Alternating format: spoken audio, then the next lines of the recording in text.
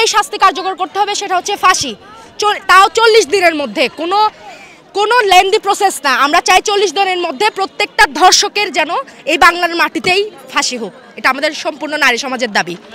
একজন নাগরিক হিসেবে আমাদের প্রথম যে চাওয়া পাওনা, তার মধ্যে প্রথম দাবি হচ্ছে আমাদের নিরাপত্তা। আমাদের যখন নিরাপত্তায়, আমাদের মা বোনদের যখন নিরাপত্তা নাই, সেখানে কর্তৃক নিরাপদ বলে বিশ্লেষণ করার মতো ভাষা আমাদের নেই।